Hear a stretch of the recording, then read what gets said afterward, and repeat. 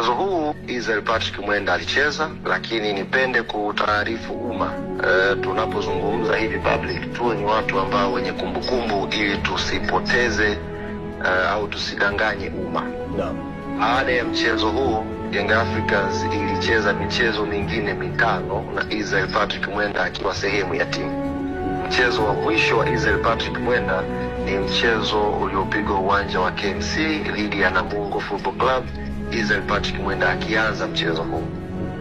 Inaeleweka vipi leo unasimama mbele ya vyombo vya habari na kusema kwamba Yanga walimsimamisha huyo mchezaji wakimshutumu ameuza mechi kwenye mechi dhidi ya Dabi, alafu Yanga hiyo ikaendelea kuona huyo mchezaji na ikamtumia kwenye mchezo wa tano tena mbele dhidi ya Namungo Football Club pale KMC.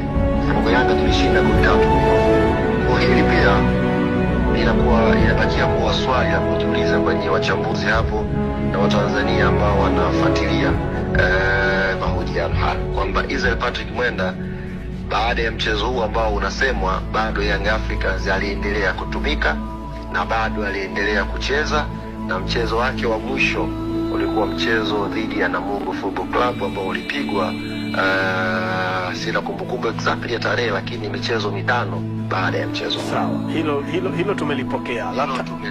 La pili hilo nalitolea ufafanuzi. Tunakwenda jambo la tatu. Jambo la tatu ni kuhusu taarifa sahihi sasa ya sakata lenyewe. Naam. Baada ya mchezo huu Israel Patrick Mwenda alitoweka kambini. Baada ya mchezo huu na Mungu alitoweka kambini na hakuwa ametoa taarifa yoyote club, either kwa meneja wa timu, kwa captain wa timu, kwa kocha au kwa afisa mtendaji mkuu. Hizo ni njia 4 ambazo mchezaji anaweza kuzitumia kuwasilisha taarifa yake.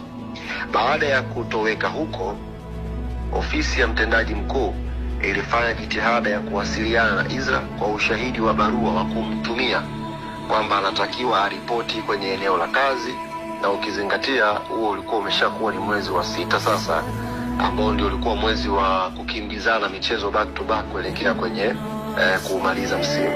Kwa hiyo hakuwa ameonekana kambini, hakuwa ameonekana klabuni, na tulimtumia barua zaidi ya 2 kumjulisha kwamba wanatakiwa uripoti kambini. Wanatakiwa uripoti kambini, kama kuna shida yoyote tujulishe. Palikuwa pako kimya. Lakini mnamo tarehe 3 ya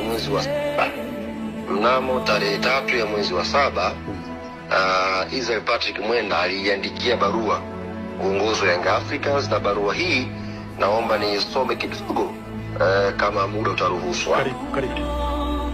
Barua hii aliandika kwa uongozi wa Young Africans na inasema yahusu ni maelezo kuhusu uamuzi wa kujiweka pembeni na timu.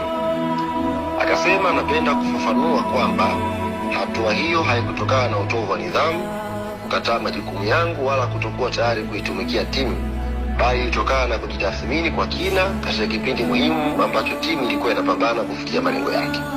Baada ya kutathmini mwenendo wa kiwango changu cha uchezaji kipindi hicho, niliona ni busara kuchukua hatua kujiweka pembeni kwa muda ili isiwe sababu ya kuathiri jitihada ambazo timu ilikuwa ikizifanya kufanikisha malengo yake. Kama mchezaji anayetakia mema timu, niliamini kuwa maslahi ya timu yanapaswa kupewa kipaumbele kuliko maslahi binafsi. Uamuzi huu ulihitaji ujasiri mkubwa, lakini uchukua kama sehemu ya wajibikaji wangu na ni ishara ya kuheshimu malengo ya pamoja ya timu.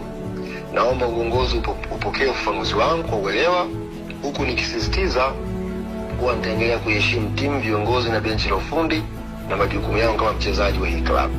Barua hii Israel iliandika tarehe 3 mwezi wa 7. Na ukisikiliza hapo anasema naomba mpokee ufafanuzi wangu. Maana kama hatu ufafanuzi utathibitisha kwamba tulishamwandikia zaidi ya mara 2 nyuma tukimuomba atupe ufafanuzi kwa nini hayupo kambini, kwa nini ametoweka, kwa nini hakuna taarifa yake. Want the fastest football news? Get live scores and transfer updates all in one app. Download